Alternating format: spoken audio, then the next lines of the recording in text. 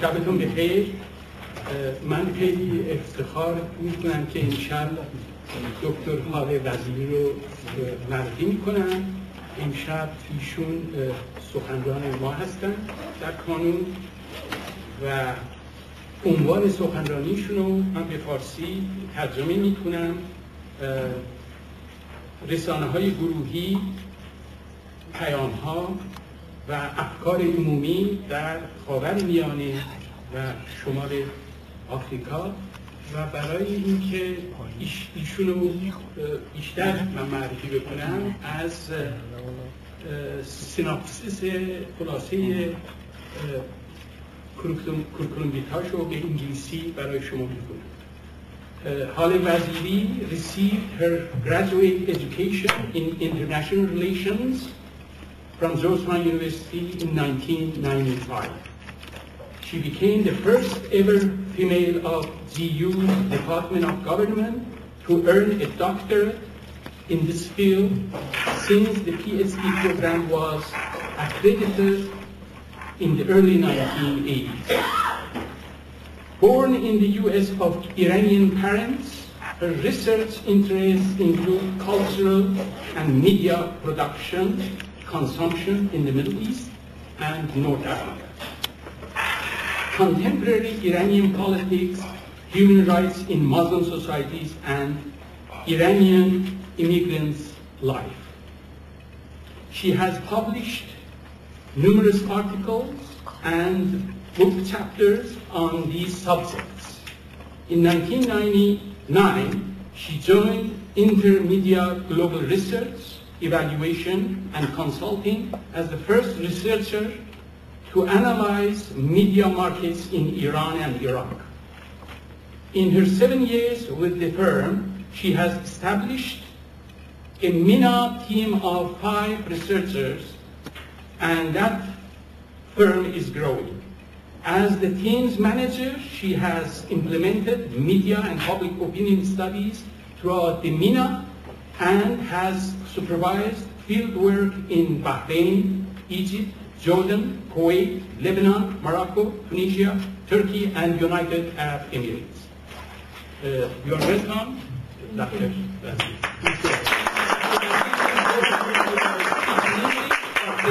While we are having question and answer, we can use bilingual tools. Absolutely. Let me just ask, A, if you can hear me, and B, if you can see the screen properly. I don't know if you want to leave the lights on or off, whatever you like. Okay.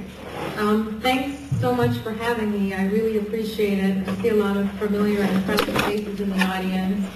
And I know that Monday nights can be busy, you know, eating your dinner, listening to the president, watching your favorite TV show, or doing something else, so I really appreciate the fact that you're here.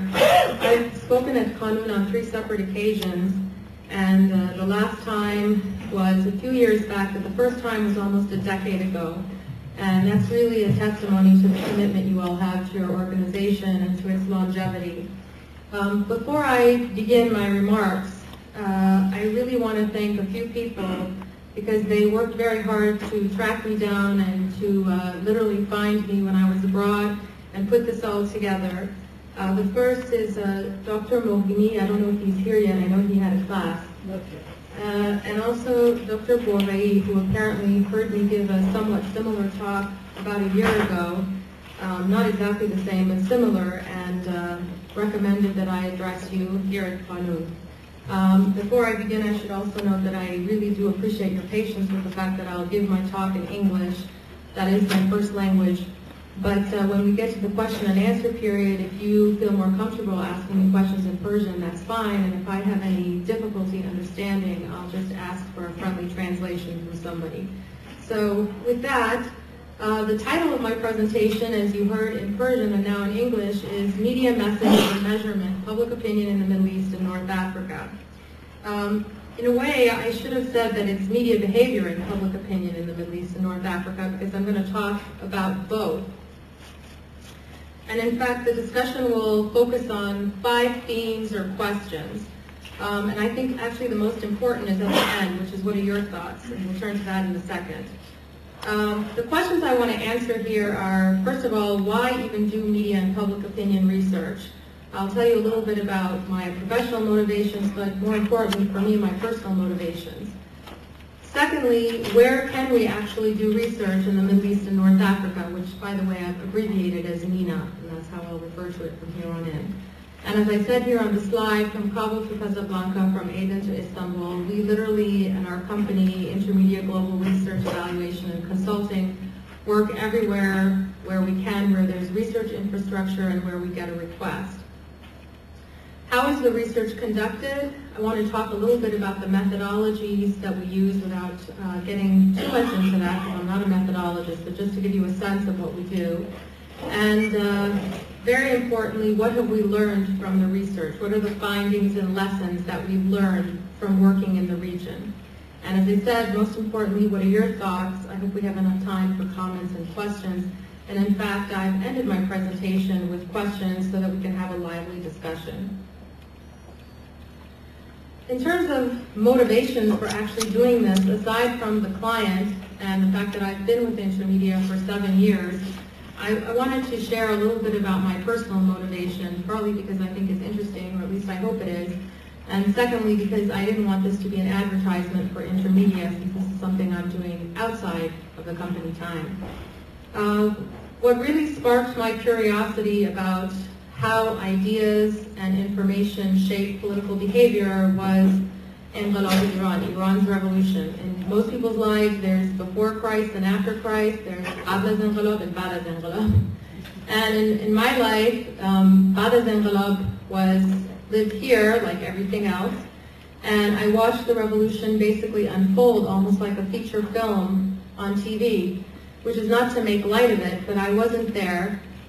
Was born and raised here, and as I was watching events unfold, both the revolution itself and then the Iran-Iraq war, I was a teenager then, not to date myself, but back then I had some sort of vague curiosity, which has since congealed and consolidated, as to why it was that people were behaving the way they were behaving. Why was it that people were willing to lead a revolution against what was thought to be one of the most powerful monarchies in the world?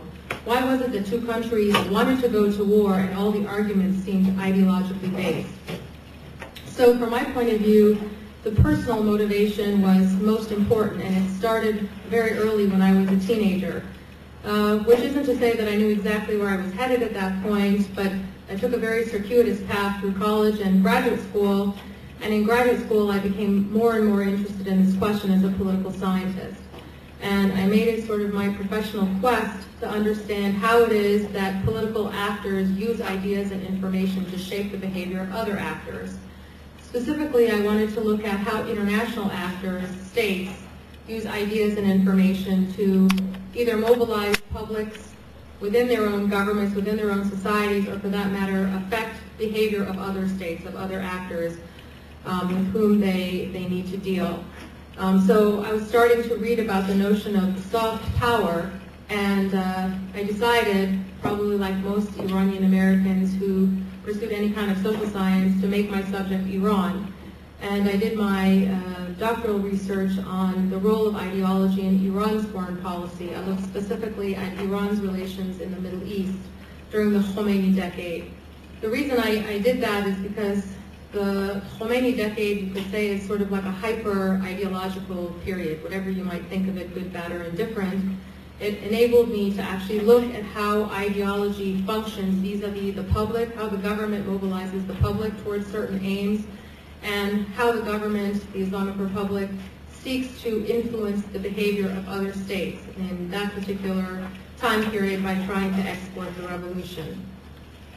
After I defended my dissertation, I began to think more and more about ideas and information and how it affects political behavior among other actors. Iran was arguably, in some ways, a unique case, although I should say that when I was defending my dissertation, one of the examiners actually asked me if my theory or my model would apply to any other country, and at the top of my head, being a very nervous PhD student, I just blurted out the United States. Of course, I didn't really know why I said that, and I just kind of made it up as I went along, and thank God they gave me my degree. But several years later, I ended up looking at the United States in the context of my present job. And as I said, I took a very circuitous or sort of roundabout path to where I am now at Intermedia. But one of the key issues that I have the opportunity to explore there vis-a-vis the clients is how it is that ideas and information shape behavior, how it is that the United States in particular seeks to use media to shape behavior abroad.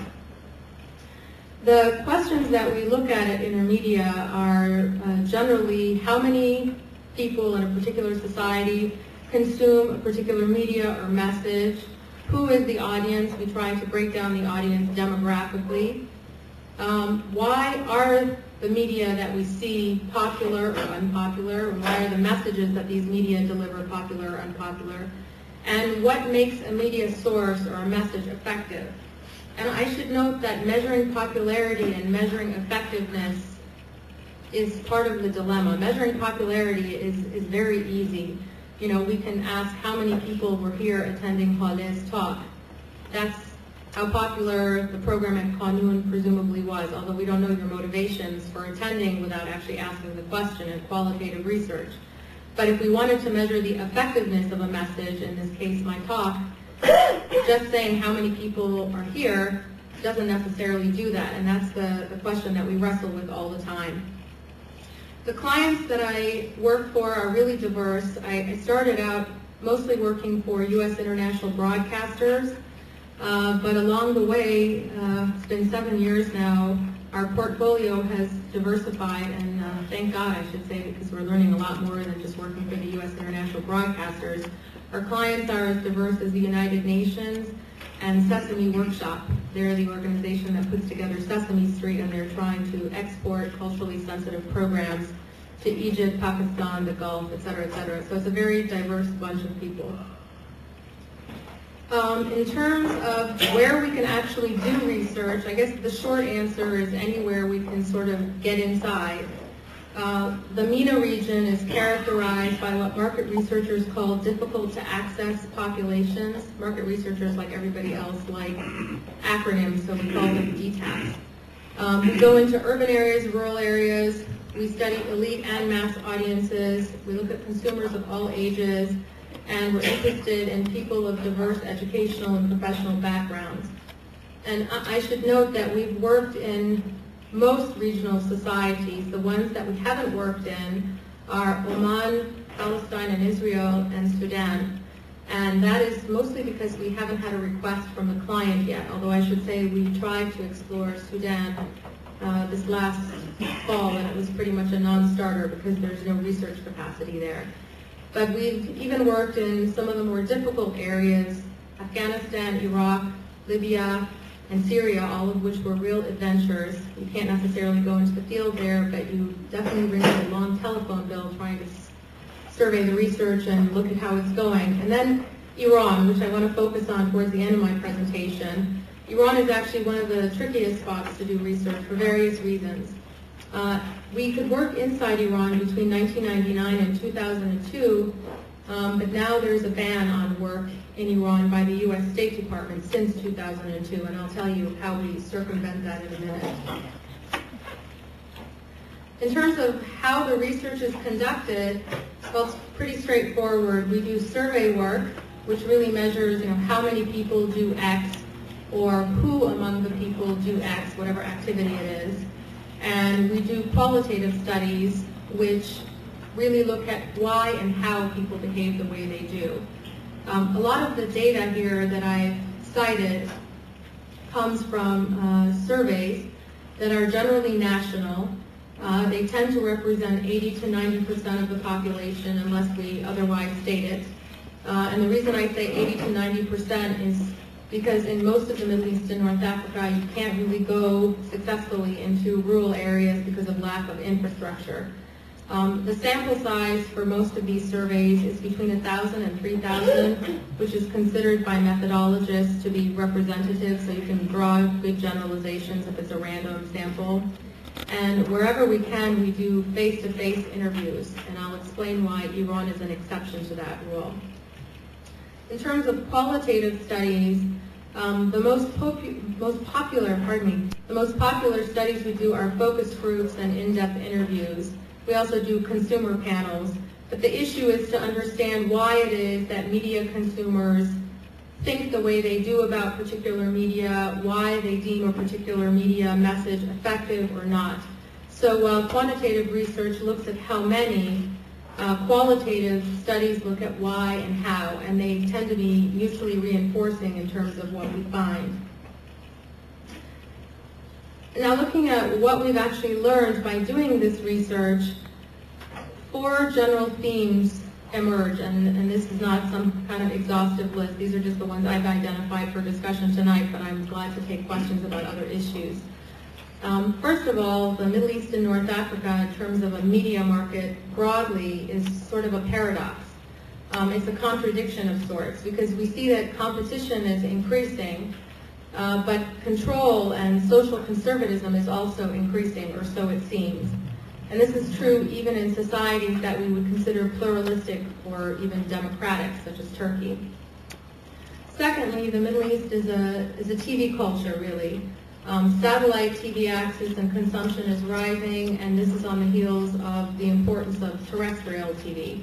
TV is really the most important media in the Middle East, even with the emergence of new technologies, which is sort of the third finding.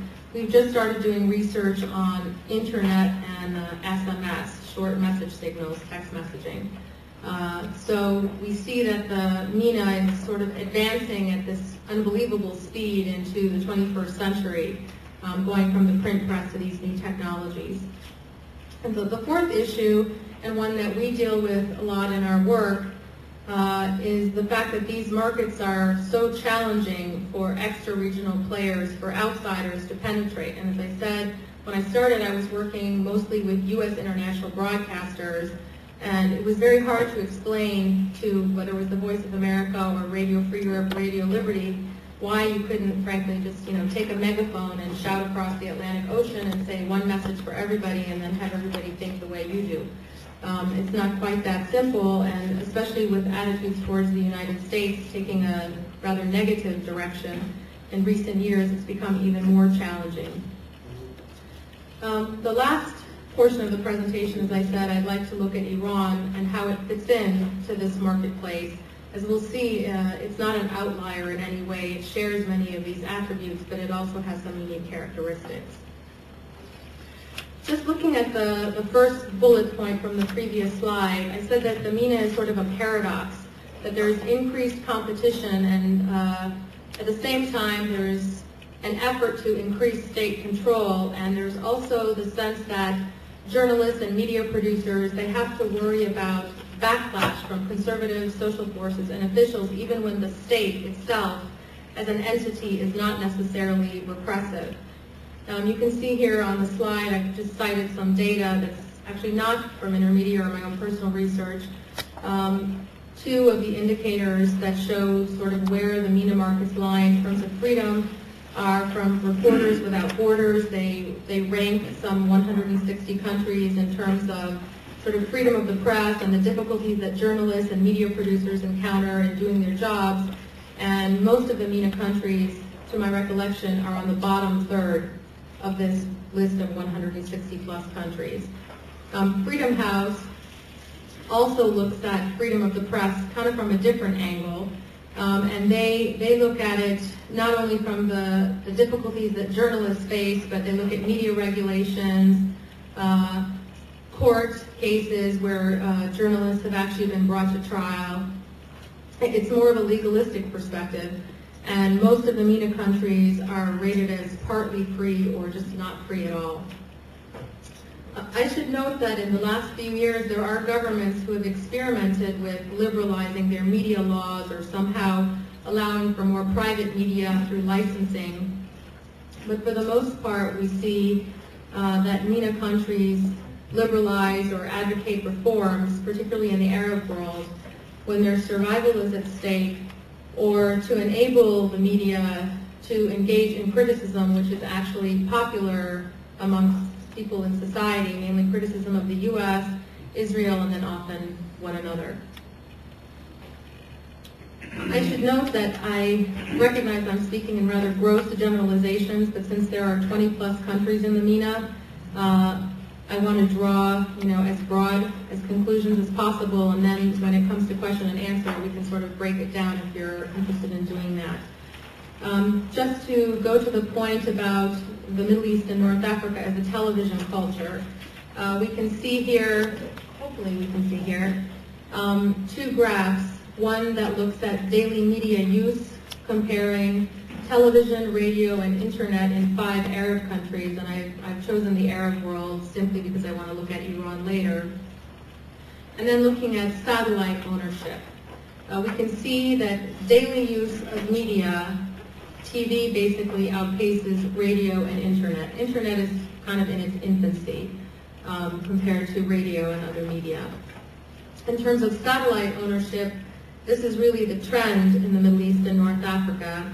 It tends to be particularly high in the wealthy lower Gulf states, but it's also increasing in places like Morocco, which are not particularly wealthy countries.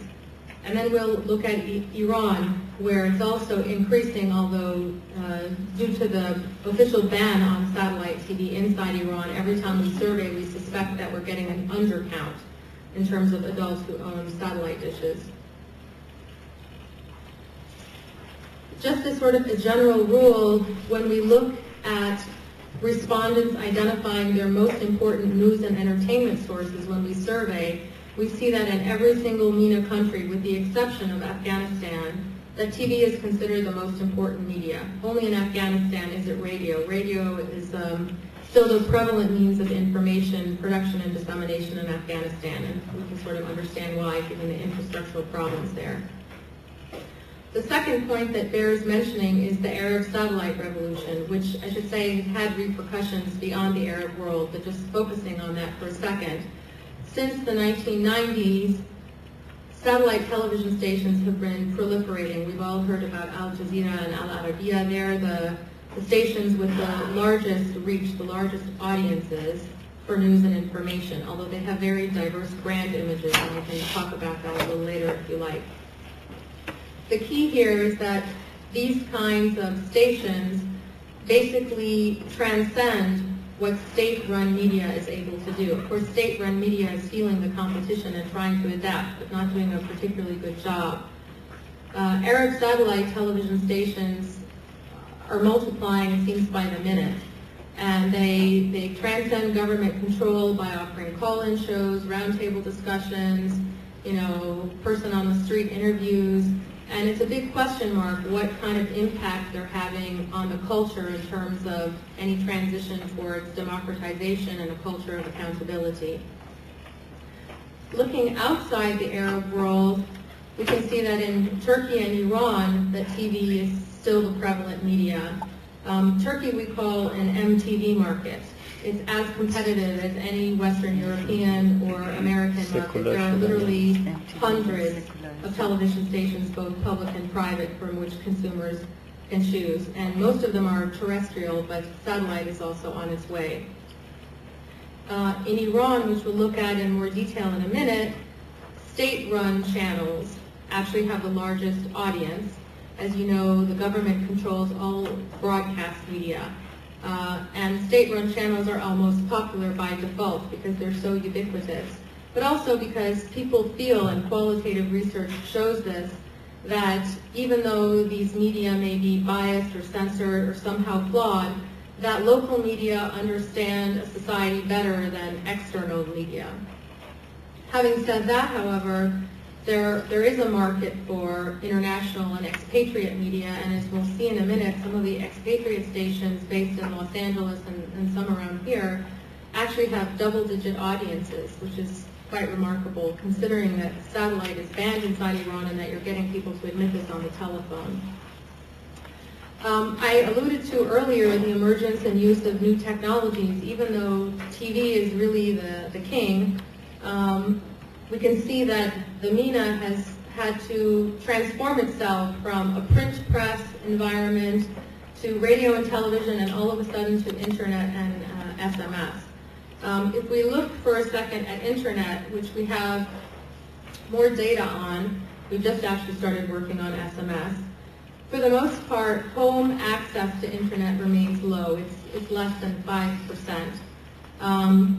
But in several Arab countries in particular, external access and use is growing. Internet cafes are very popular, and when we ask people where they access the internet, it tends to be school, work, and internet cafes, and access outside the home is higher than 5% and growing. Home access is actually the highest in the lower Gulf states, the wealthiest states of the Middle East, but also in Iran and Turkey, where it's in double digits, which is pretty significant comparing Iran and Turkey's economic situation and population to that of the lower Gulf states. We've learned that at this point, most internet users log on for email, but that news gathering and online is increasing. And part of that is because of the interactivity. The consumer is no longer just the consumer. He or she is also a disseminator of information. And people like that, particularly youth. Most internet users in the Middle East, and in fact this is consistent with data from around the world, are educated males under 30, although female use is starting to increase. And we've done some qualitative research on internet, and the sites that are most popular tend to be the ones with bright colors, interactivity, links, and local language use. As you know, the internet until very recently has been a predominantly English language medium. But in the Middle East, and I should say particularly amongst Iranians, the use of local language is not only very popular, but increasingly common. Studies show actually that Iranians are amongst the first and foremost, or the pioneers in terms of local language use on the internet. I alluded to my clients earlier. They're very diverse, as I said, but I started out with U.S. international broadcasters and then moved to other major broadcasters like Deutsche Welle from Germany or Radio France or Radio Canada. And everybody wants to get in on the action in the Middle East and North Africa, especially post 9/11. Just a little history. In the post-World War II era, most major powers, and particularly the United States, sought to influence societies abroad through international radio and television broadcasting. We all know about the BBC, Voice of America in particular, RFPRL. They all targeted the former Soviet Union and East Bloc. But in a sense, there they had captive audiences, particularly at the beginning of the Cold War, because there really wasn't much free, quote-unquote, I use that term advisedly, media in those societies. Times have surely changed, and in the post-9/11 era, major powers are still seeking to project their influence and message abroad, and the new target area is any place, to be blunt, where there are Muslims, and of course the heart of that is the Middle East and North Africa from the point of view of decision makers in the U.S. and elsewhere. And we've all heard the phrase, winning the hearts and minds of people. That's the idea. But the media environment is very different than it was in the post-Cold War, or post-World War II era. During the Cold War, as I said, there were really captive audiences, at least for the first decade and a half of the Cold War in the former East Bloc and Soviet Union. In the MENA, there are no captive audiences. There are audiences which basically channel surf amongst their favorite stations until they find something, a topic or a program that they like. And so for external players, it's a very challenging market. In terms of U.S. international broadcasters, I imagine that many of you are familiar with them, but in the last several years, U.S. efforts to target the Middle East and inform people while winning the hearts and minds include Radio Free Iraq, Radio Sawa, Radio Farda, which is the Iranian broadcaster, and Al Burra, which is the Arabic TV, and then also Voice of America's Persian TV programming. It also has radio programming, but the emphasis has most recently been on television. You can see here why it is that these markets are so challenging for the United States, or for that matter, any external player. We measure attitudes towards the United States and other countries when we do surveys of MENA societies. And I've picked two very different countries just to show you the range of attitudes and how they've changed. Anti-American sentiment has been highest in Jordan consistently. Of all the countries we've surveyed, and to date we've surveyed 10, consistently Jordan has been marked by the most anti-American sentiment. This is in the Arab world. Morocco, on the other hand, as you can see from the graph here, since July 2003 until last July, we're actually in the field now in all of these countries. But during this 2-year period, anti and pro-U.S. sentiment has been relatively divided pretty evenly, and it's stayed fairly steady. And we can discuss the reasons for that if you like during the question and answer. The major point here is that even in a society like Morocco, where it's evenly split, it's not like people are overwhelmingly favorable towards the United States. I should say that in most countries, Britain doesn't fare particularly well either. France seems to do a little bit better, and Germany does better still. But having said that, anti-Western sentiment is on the rise, and anti-U.S. sentiment in particular is very pronounced in all the Arab countries, and I should say in Iran and Turkey as well. So in terms of being an external player, a U.S. international broadcaster, Deutsche Welle from Germany, you don't start out with an advantage. It poses a challenge in terms of developing your brand image. You want to be more local than American, and yet you want to get your quote-unquote American or German or French message across. So it's a real challenge. I want to sort of close by looking at Iran in particular. As I noted, Iran is in fact probably the most difficult market to work in for sort of a strange reason. We worked in other really challenging markets. We worked in Libya, for example. We worked in Syria. Syria was perhaps the most repressive market, where you just can't ask certain questions. You have a questionnaire and the government authorities review it, and you basically delete 20 pages and end up with 10. Iran isn't like that. Iran actually is difficult because even now under Ahmadinejad, with the conservative consolidation of power, there aren't any real red lines in terms of what you can do and what you can't do. And we feel like we're constantly learning and probing. Every time we launched a project in Iran between 1999 and 2002, when we actually used to work in country, I was literally sitting by the phone waiting for the researcher to call me any moment saying that she had been arrested or that she had succeeded with the project. We just never knew where things stood, and it was a very dicey situation. There really are no red lines, and it's still true to some extent today. But there is one major red line, which is the U.S. State Department ban on research inside Iran since 2002.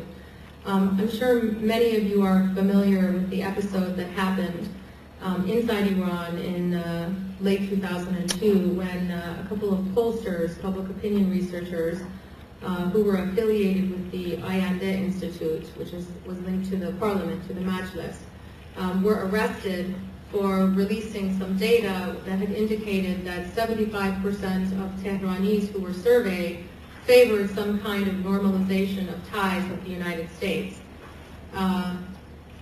The conservative judiciary immediately arrested these pollsters and accused them of spying, and in fact there was some rumors in the market research community and of course in the Iranian media that the Gallup organization, which I imagine you've all heard of, was somehow behind this. So very quickly the U.S. State Department, when they got wind of this, they basically banned all sorts of research inside Iran, in particular market research. And in order to do research inside Iran as a market research organization, if you want to, you have to pursue a waiver from the U.S. State Department, which is actually quite a complicated process. So what do we do to work around that? Well, for qualitative studies, we work in neighboring countries amongst Iranian travelers and recent immigrants, Turkey and the UAE. And I should say that this method of working amongst travelers or recent immigrants is basically derived from the way media research was done, in the Cold War era when researchers couldn't go into the East Bloc, and so they literally, roamed the Paris airport waiting for Russians who were willing to defect and try to survey them that way. It's not the best method, I should say. And for qualitative research, we always have to keep in mind that people who leave the country, whether it's for travel or eventually to migrate, are only somewhat representative of what is left behind inside Iran. So all the research has caveats.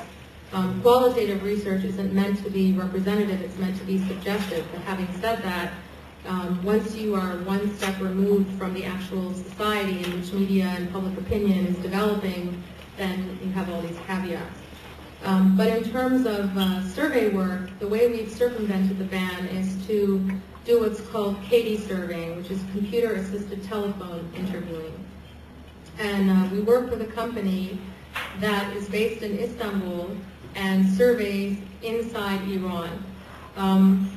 Computer-assisted telephone interviewing, or CATIE, depends on good phone penetration. And I should say Iran is a very good case for CATIE because phone penetration in Iran is estimated at 85%, and in urban areas it generally rises above 90%.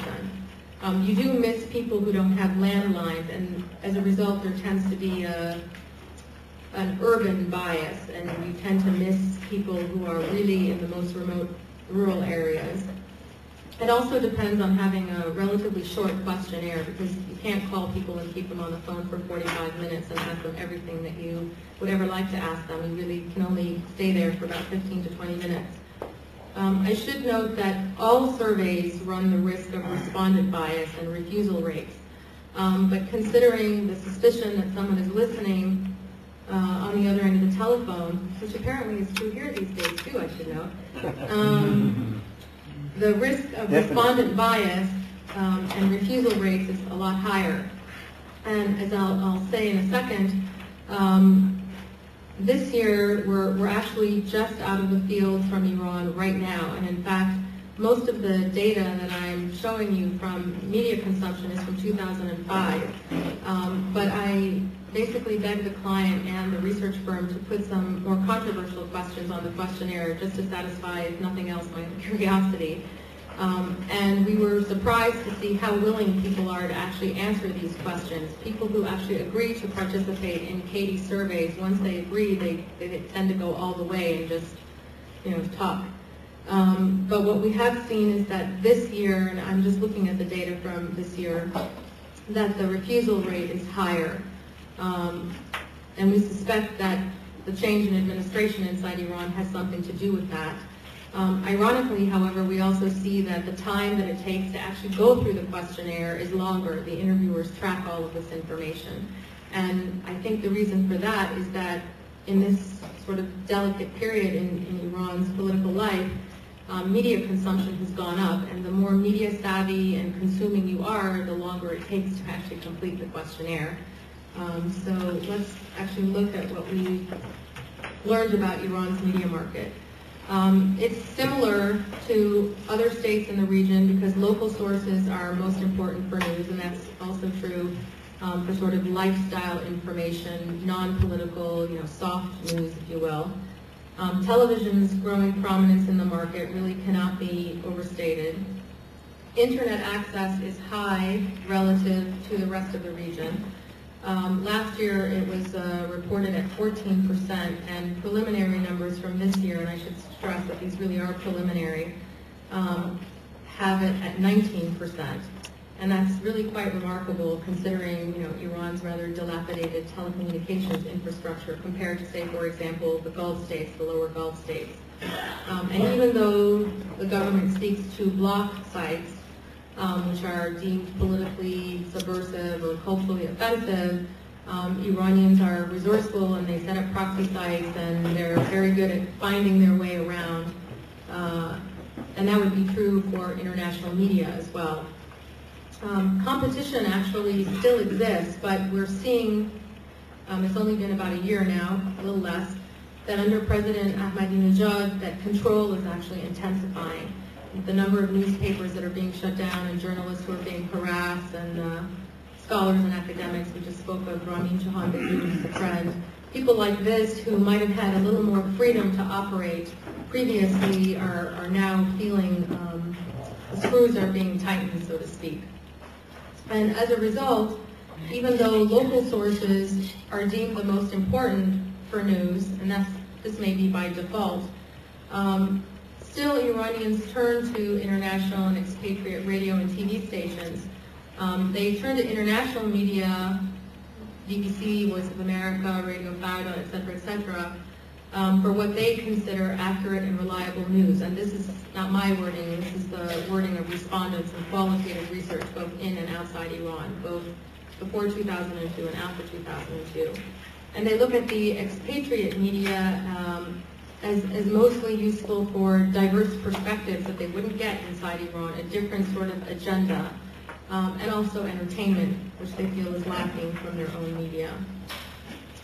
Just looking at media access and use, I said that Iran is really part of the broader Middle East and North Africa, and it's also part of the TV culture. We can see equipment ownership and daily media use. TV ownership amongst those surveyed in 2005 was universal, and here's where you can see the bias against rural respondents, against respondents in the most remote areas, because we miss those people when we do Katie surveying. Radio isn't that far behind at 81%, but then when you start looking at daily media use, you can see that television really prevails. And what's interesting is that newspapers, the print press, which has a rather venerable tradition inside Iran, and in fact really blossomed, at least briefly, during the Khatami period, is actually more important than radio in terms of daily consumption. And internet is actually quite high at almost 8%, which is actually higher than in other societies in the region.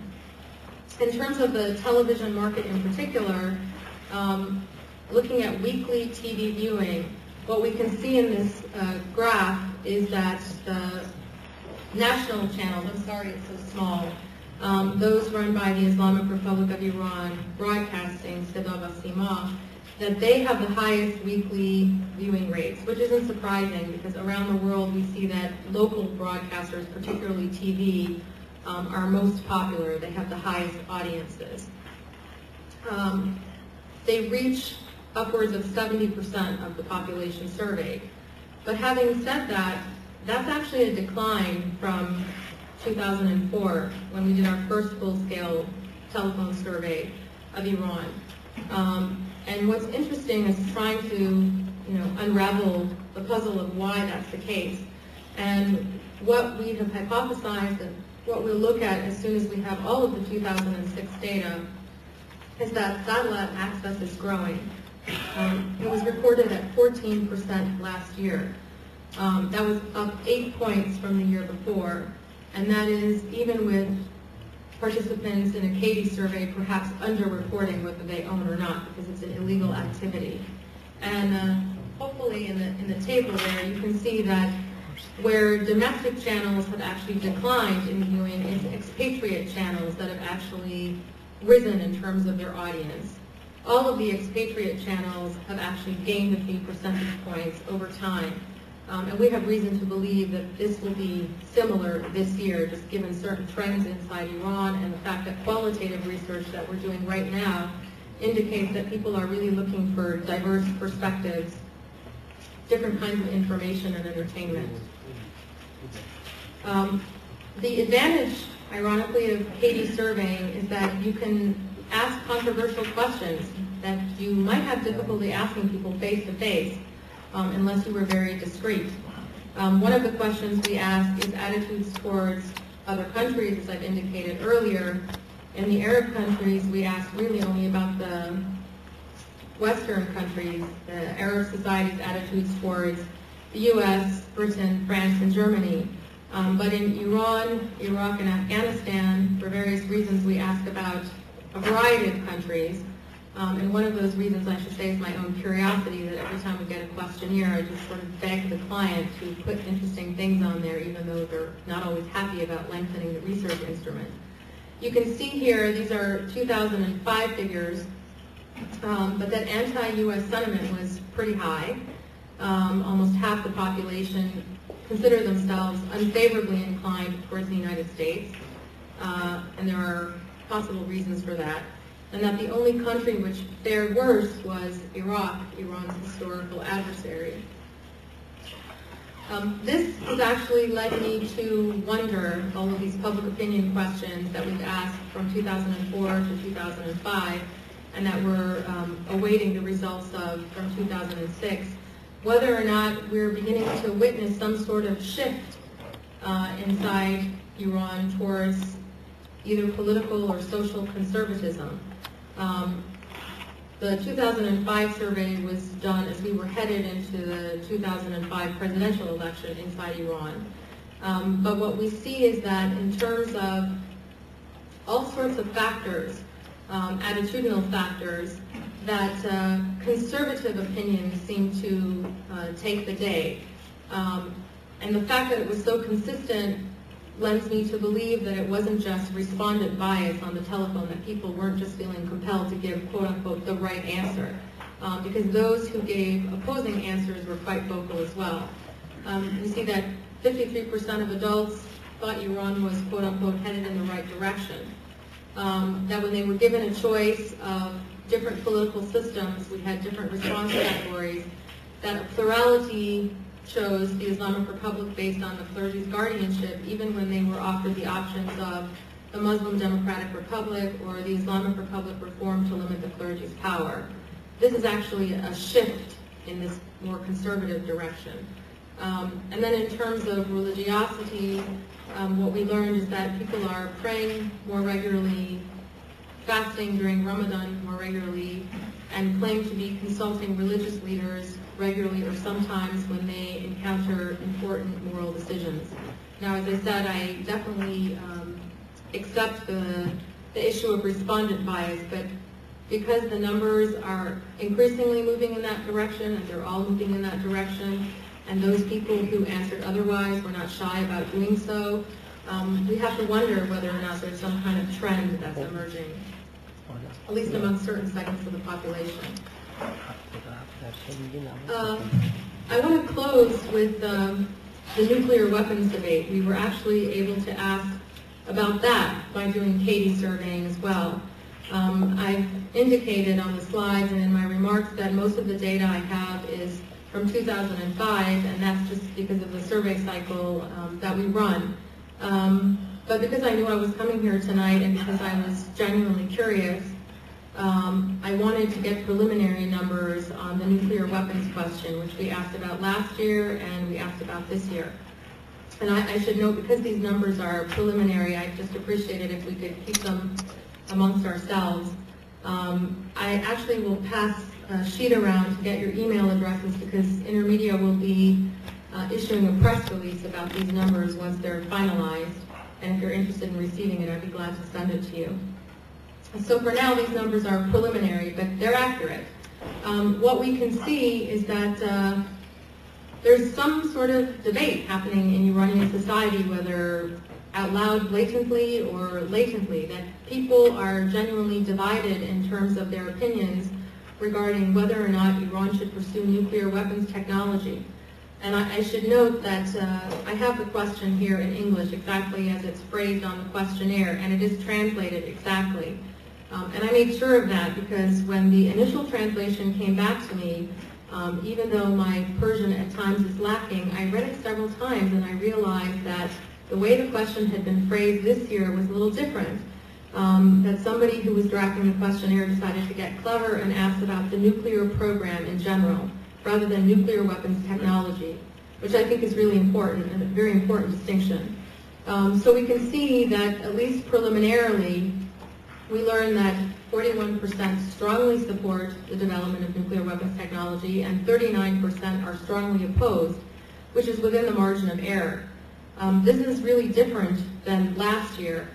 And it seems that what happened is that the number of don't know or non-respondents has decreased, and that people, under the circumstances, are espousing an opinion, adopting an opinion, and holding on to it.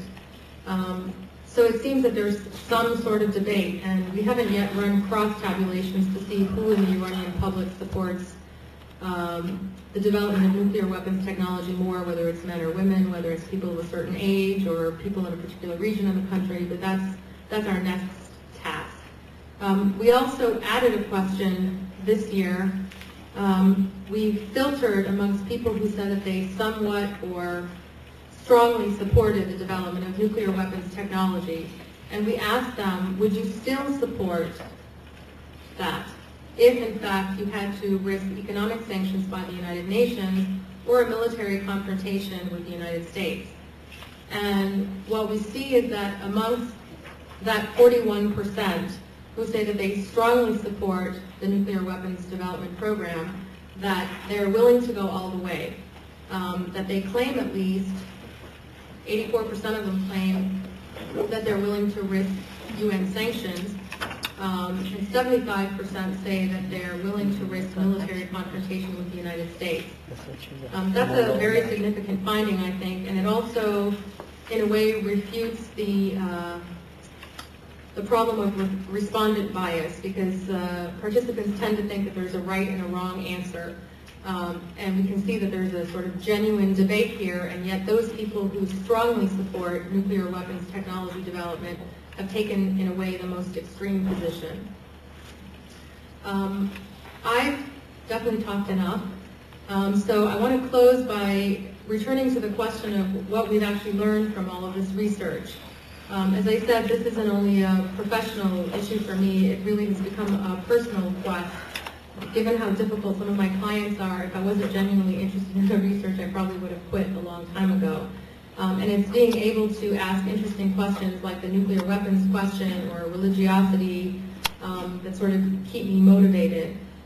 What I've really learned in this process is that despite the conventional wisdom, and it's especially true here in the United States, but I find it among social scientists everywhere, there is no perfect research in studying human behavior, whether it's quantitative or qualitative. Even in the most open environment, even in the freest setting, survey research and qualitative research is difficult, let alone in a place like Syria or Libya.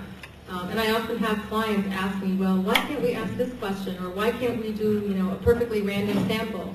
And, my answer is always, it's Syria and not Sweden. That's really why. But even in a place like Sweden, you couldn't have a perfect survey, and you couldn't have a perfect qualitative project. There's always some element of bias. Another myth is that somehow, quantitative research is the end-all, be-all. Those numbers are like God up there. The gospel is being handed down to us just because we have statistics. I know my opinion is the minority opinion in my office, and I'm sure that I'm not being taped, so I won't get fired. But I don't really buy that at all. Quantitative and qualitative research can really complement one another, as I've indicated. It's not really enough to ask how many or even who behaves a certain way or holds a certain opinion. You want to know why. Why it is that people think the way they do and act the way they do. And the advantage of qualitative research is in finding out why, but also once you find out why, you can test those hypotheses in your next survey. So I think of them as complementary and not somehow opposed to one another, or one is better than the other. What I've tried to give you here is really like a snapshot, or you can get some trend data, almost like a moving video clip of the MENA markets since 2003, 2004. And I should say that they're changing so fast, especially the proliferation of media outlets and technology, that it's really hard to present any trends. The main point, as I've noted, is that consumers turn first and foremost to their domestic media, which they do partly by default because that's what's available to them. And in the Middle East, that was surely the case for a very long time until the satellite revolution and the emergence of new technologies. But they also turn to their domestic media out of a sense of loyalty and a sense that, people like us who report on us know us better. And in fact, that's probably a better source of information, at least initially. Having said that, they do look to international, and in the case of Iran, expatriate media for alternative agendas and perspectives that they don't necessarily receive from their domestic and oftentimes state-run media in the Middle East and North Africa.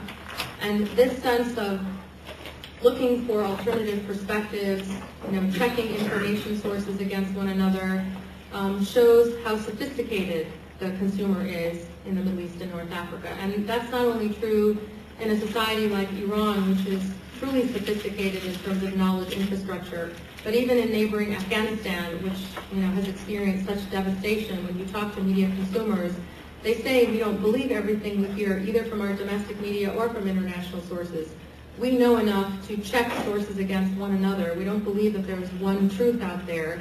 We look at all these sources and then we piece the puzzle together for ourselves, which really is remarkable sophistication, and in some ways very different than what we hear about here, the notion that in the United States there's quote-unquote objective media and that's it, that there's one objectivity and everybody knows what it is.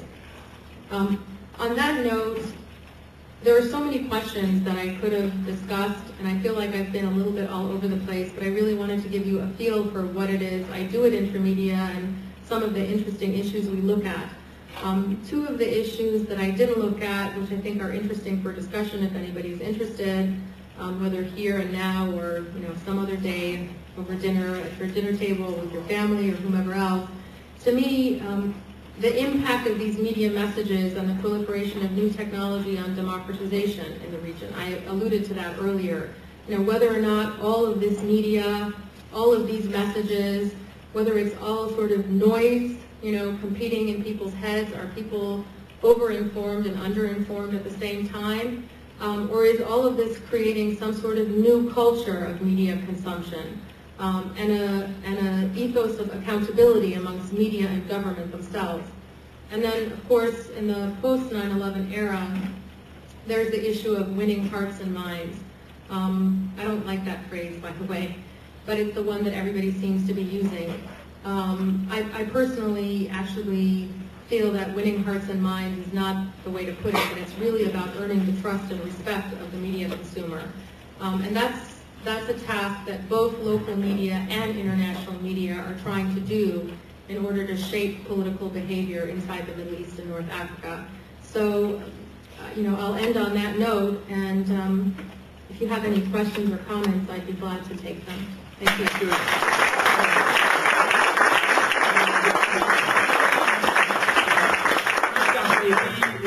تنفس داشته باشیم، بعدا برمیگردیم. رفقا هر کسی که میخواد سوالی دارن با من تماس بگیرن، اسمشون رو بنویسن. How is the feeling inside of the Iran? That over there now they say that the 65% of the population is under 25 or under 30, and how they feel about the government over there. And if I understood correctly, the lady said that 85% of them are religious. And if I, that's what they said, yeah. 77. Sorry? 77. 77. This is very important. That they have talked about, I don't know, they're talking about that's the population or the religion. Whatever it is, a majority are religious and majority are young people. This is very interesting. I'm not saying that I'm happy or I don't like it, but this is the interesting.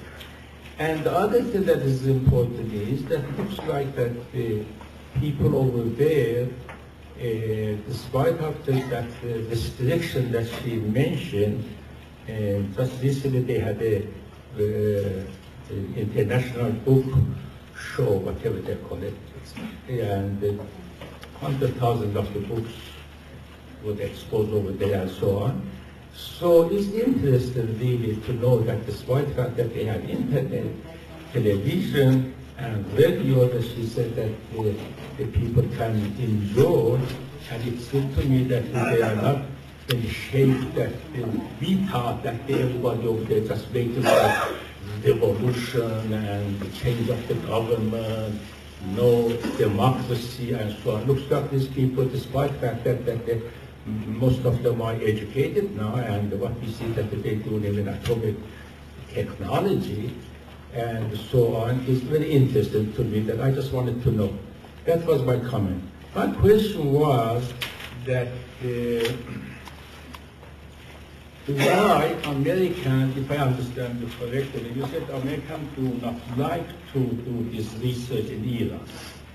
No, it's not that they don't like to, it's that they've banned U.S. companies from doing market research inside Iran since 2002. That they don't like it, that's synonymous. Why did they ban? The reason they banned it actually had to do with the episode that I mentioned earlier. In 2002, there were a group of public opinion researchers inside Iran who were arrested for releasing research that was controversial. They were accused of spying for the United States in particular. From the U.S. point of view, there was concern whether or not a U.S. organization was sponsoring the research in any way, shape, or form. And in terms of U.S. foreign policy towards Iran, which is, I guess, kind of a digression here, but this was one small issue that both, conservatives or hawks within the Bush administration, within the Bush administration, and doves, people who were, I guess, more lenient if there are doves. But what they're telling us, the Americans telling us that, we are with the people and people are like us. We are just against the government. In other words, they are not staying true if that is what she got information. In other words, they were saying that, we like the people and people like it. It looks like that if they did, they wouldn't ban this research. They don't want to hear it. The majority of the people over there, they don't like America. And so especially telling me why they ban it, I guess that is why. That they don't want to get the real news outside and so on. And also that you had another question. Go ahead.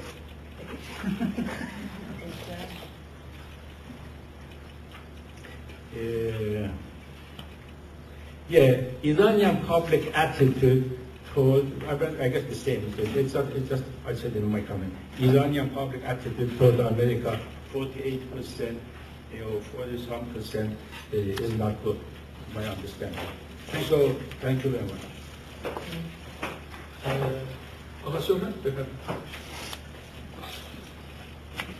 First of all, I would like to appreciate your comprehensive coverage because really it goes to the statistic and the opinion, which I remember I had a course of consumer behavior. And the mind of the person always was a black box. You never know what's going on inside it and what is affecting it. And even when they are telling you whether they are influenced by your presence or some other factors. Therefore, it's just like, navigating the charted water instead of having a plan, which doesn't mean that the things are going to go the way you plan, especially if you are a newcomer. But there are few things which I want to bring it up, the effect of it on the result you are getting and how you are going to filter those. One of them is the campaign of misinformation. The articles which by Pentagon was placed with the print media in Iraq.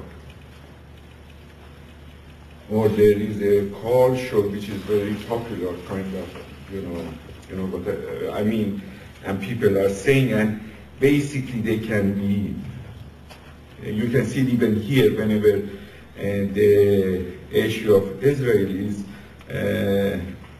in debate in the program, you can see some really organized opinion which are calling and giving and trying to influence and say that their presence, which is nothing is wrong with that. I'm not trying to say that it has a bias in it, but you can say the cons has a bias too. I'm not trying to really characterize it as a negative, but how you are going to filterize it. And the other thing, this information, which even Iranian government does it in internet, by really defaming the opposite opinion. I'm not trying to say that there is an opposition or there is not an opposition, and that's the other thing. One of the very things which I have to bring it up because of you brought up the winning hearts and minds, which goes back to the Vietnam War. And instead of saying that the Viet Cong won the war in the jungles of Vietnam, they said that America lost the war in the streets of America. And this is basically, and you know that those Radio Savoie or all of them was failure after each other. I mean, even in the very friendly government to United States.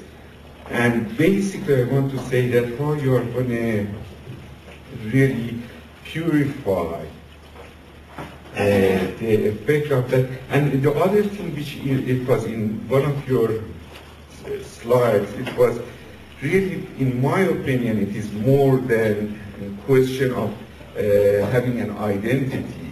And really, if I want to generalize it, it comes under the modernity versus the tradition, so quote-unquote modernity, which is more consumerism versus... thanks again. Hanım Hilali.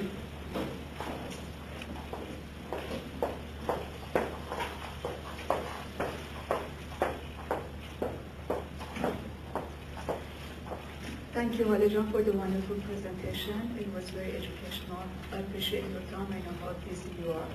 I'm curious about how you actually picked the participants in survey in Iran. Okay.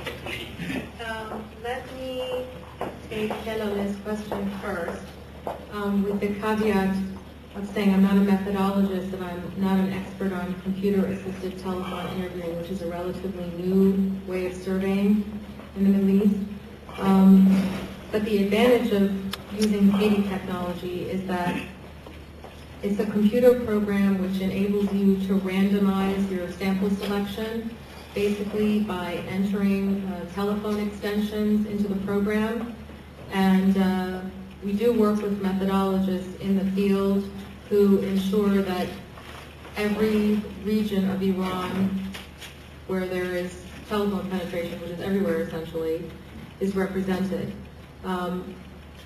It's adults over 18 in Iran, and the way we generally randomize is when we call. One of the randomizing techniques that people use is, let's say for example, I called, Reza's home. I want to speak to the person with the birthday that's the closest, the next birthday. So this next birthday selection ensures randomization along with the actual computer program. I should note, when we worked in Iran face-to-face surveying, we did 2 face-to-face surveys, which I have to say were really difficult to pull off, and they were urban surveys. That we couldn't actually do a random sample, that we had to use what was called snowball sampling, which is, the idea is basically that if I'm the interviewer, I make a first contact with Reza, for example, and he gives me the name of 3 people that he knows. I go to one of them may be you, and you give me the name of one person that you know, and then I survey that person, so that I don't end up surveying a bunch of Reza's very best friends, everybody here at Qanun. I end up with some randomness. But I should say that through Katie technology, we're able to be more random. And then in terms of picking participants, just to answer the sort of the flip side of your question, for qualitative research, because people often ask that as well. I know you were addressing survey research in particular. For qualitative research, we are not looking for a random or representative sample, as I'm sure you know. We generally look for a particular kind of consumer depending on what it is we're seeking to test or probe or understand. But I should say that for the most part, even there, if we do, let's say, 30 in-depth interviews about program X or issue X, we try to have people from as diverse backgrounds as possible. But in that case, we also try to look for people who are willing to, talk openly about particular issues. In a survey, we can't necessarily ascertain how open they are to participating right away. They may say yes, but they may cut the interview off after 5 minutes if they're not happy with the question. I don't know if I addressed your query. In terms of the other comments,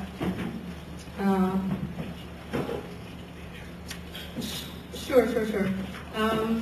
In terms of how to understand why people respond the way they do, I mean, surely like misinformation campaigns, whether it's by the Pentagon in Iraq or, Ahmadinejad administration or any other administration inside Iran, those are factors. And as I said, you can't really get to those factors until you get to qualitative research and ask why people respond the way they do. In my experience, however, over the last 7 years, I never underestimate the respondent. Participants are smart, and they generally know when they're being lied to, and they're very eager to tell you that they know when they're being lied to. So to the extent that misinformation is used by governments all across the world, I can say, and this is my general impression, that 8 or 9 out of 10 times, whether it's qualitative research or quantitative research, because I've monitored face-to-face research surveying in the Arab world. When you talk to people, once they agree to participate, they're very bold in telling you that they know that their government or another government is lying to them. So I'm sort of skeptical of the impact of misinformation on people. And as for winning hearts and minds, I should just make one comment that in terms of U.S. international broadcasters, you mentioned Radio Sawa in particular, I was of the mind that it would be a failure. But research has convinced me otherwise, or at least left me with a question mark. And that is because in most countries where FM is available, where it's available on FM, it actually has double-digit weekly audiences. And in terms of qualitative research, at least for now, people say, Arab youths are saying that despite its American brand image and their antipathy towards the United States, that they feel that the program brings them something fresh and new and different. Whether that's actually winning the hearts and minds is a separate issue, but it's clearly creating at least some minimum amount of goodwill. Thank you.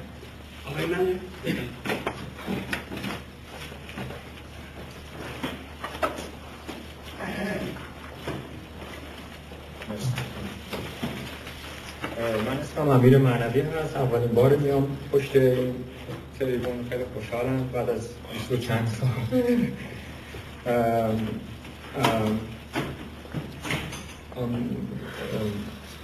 I thank Kanun for this opportunity, and also thank Haleh for giving us so much information in so little time. I had a feeling I couldn't keep up with you. It's either you're a lot more knowledgeable than last year, or I'm just simply slower. Talking fast. I have two questions.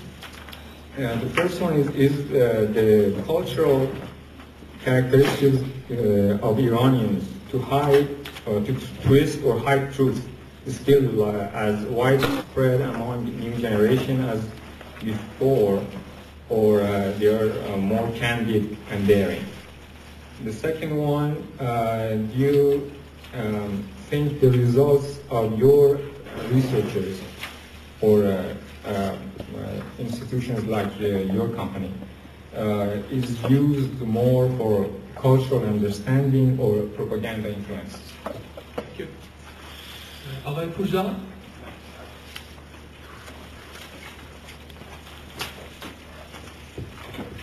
I had an unexpected reaction to your presentation, because generally I'm not in favor of Western colonial powers going and finding out what's going on in smaller countries. However, I can happily say that I've concluded that what you do actually serves, can be in the service of peace, and can serve a purpose of relieving countries like Iran of some agony. Now, what do I mean by that? I was recently in Iran, and the results that here you have on the screen right at the moment, I experienced those myself, and I should tell you that I also come from a social science background. Qualitative research is my specialty.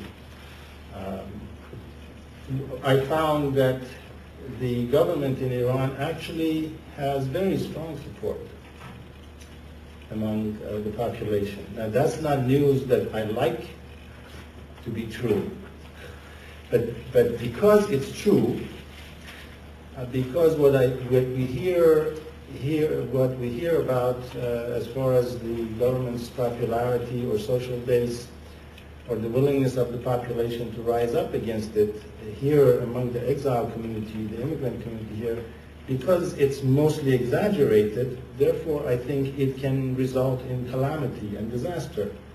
Because if either the American opponents of the Iranian government or the Iranians who are overseas like us, if they underestimate the support that the government has among the population, they might get adventurous kinds of ideas and try stupid things which can result in a lot of unnecessary bloodshed. Now you can of course say, people can make a good case that the reason that the government is more popular in Iran than we think is because the government has brainwashed people. That could be a decent, legitimate argument, or you can make any number of arguments. But this is the state of affairs as it is, so it's very important not to exaggerate how much opposition there is to the government in Iran. So therefore, I appreciate the kind of work that you do. I also want to briefly point out that I think your industry, the people who do surveys in countries that are so-called rogue states, have brought this kind of restriction and difficulties of doing surveys upon themselves. And what do I mean by that? Nothing personal. But I'm thinking of the case of Yugoslavia and Venezuela, where the people who wanted to overthrow those governments, and in Yugoslavia they succeeded, one of their main tools is opinion surveys. They constantly agitate and then they measure public opinion to see what succeeds and which candidate that they offer as an alternative has sex appeal to the population, and then they throw money at that politician and so on. So the fact that Abbas Abdi and others in Tehran were arrested is of course unreasonable, and I'm not, I sympathize with them. However, it's clear that countries that are under threat, they will look at situations like Venezuela and Yugoslavia and draw lessons from that. And when they see that Abdi and Associates got $30,000 to $40,000 from an American Poland company to work in Iran, that looks threatening. Thank you.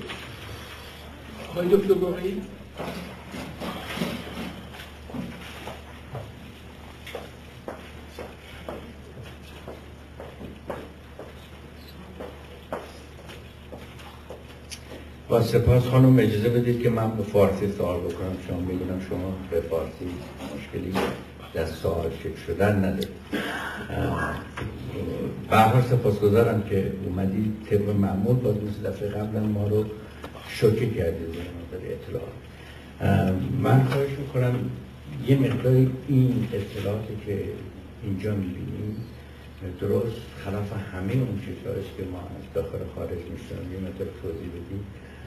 و مسئله اردن رو هم من تا به حال غیر از این شنیده بودم بین کشورها و چرا، و مسئله دیساپروال یا عدم قبول مسئله اتمی هم باز دوباره از آماریست که خلاف این که تا به حال ما شنیدیم.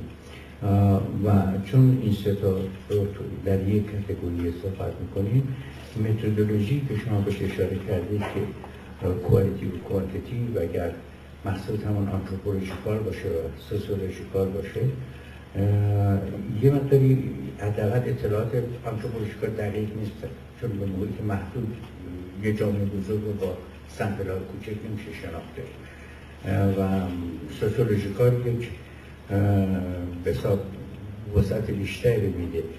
ولی این دوتا چرا اینقدر با تضاد با هم در اومده بر مبنای همه اطلاعاتی که ما داریم؟ من سپاسگزار میشم اگه توضیح بدید که جریان اردن، جریان فلسطین و این جریان هسته آمار این با اطلاعات حداقل دو تاش که با کوالیتی یا آنتروپولوژیکال ما دست بذاته و یکیش هم با اون چی که من در آمارهایی که در نشریات هستم. Okay, before I forget everything Dr. Gorgey said in Persian, I'll now answer him in English and then I'll take the other questions. And let me make sure that I have what exactly he's looking for.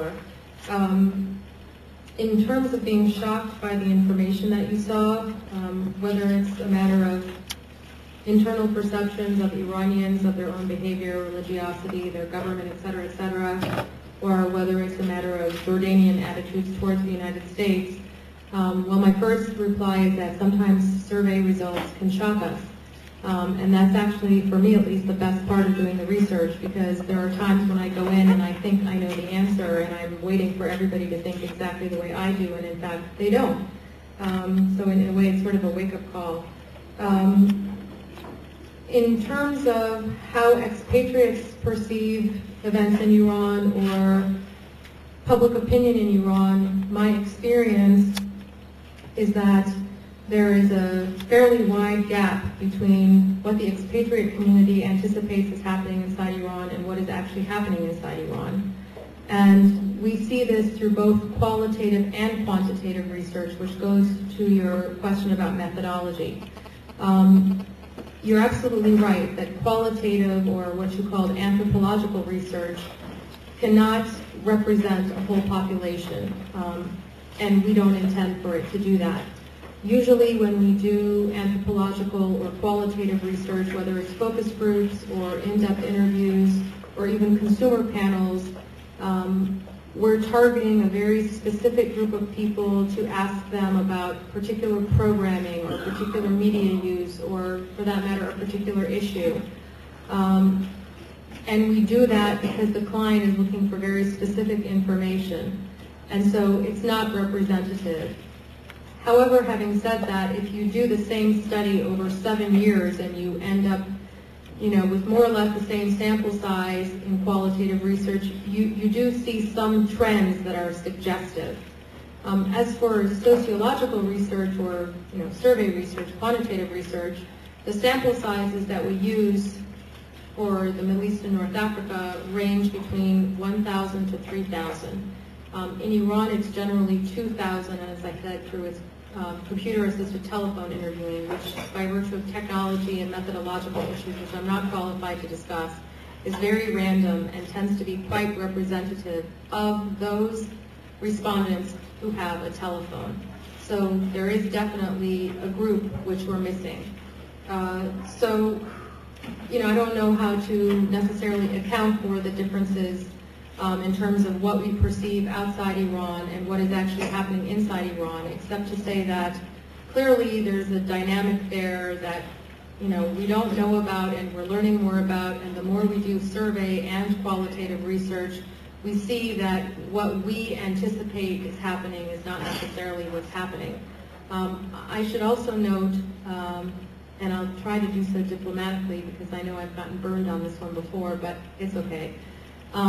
Generally speaking, in social science research, what expatriate communities perceive as happening in their homeland as opposed to their host country is often not entirely accurate, but it is shaded by, whether it's wishful thinking, nostalgia, or for that matter, your own sample size. Everybody here, I'm sure, goes and comes between the U.S. and Iran, or between, the U.S. and whatever Iranian community they're familiar with in Europe, and you hear from people, everybody thinks this way, or everybody wants this, or everybody wants that. We don't really know until we ask people inside the country what everybody wants. And even then, it's not perfect, because there's the issue of telephone surveying, as I said, and there are all sorts of issues of respondent bias, whether you telephone survey or face-to-face interview. So that's just in terms of the first point you made. In terms of Jordanian public opinion towards the United States, it's actually not as shocking as you may think. And the reason is because we ask about the United States. I actually would like, if we ever get to this point at Intermedia, to do our own survey where we start asking not just about the United States, period, but we start breaking that down into U.S. policy, American culture, American people, American education, American science and technology. If you ask people just about the United States, or for that matter, Iraq, or whatever country, what we've seen over time is that most respondents tend to associate that with the government, the state. And I think, just looking from afar, if I had to explain why Jordanians may have such a negative opinion of the United States these days, Jordan is truly caught in the worst position in the Middle East these days in terms of U.S. policy. It's right next to the Israeli-Palestinian conflict, and it's right next to Iraq. And I'm sure that that shapes attitudes.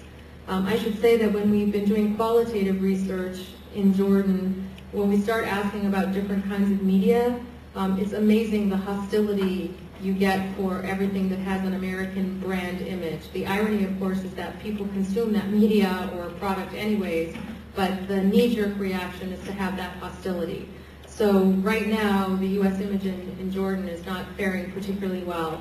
The chances are, if we broke down the question into, culture, education, science, and technology, we would see, shades of gray rather than black and white.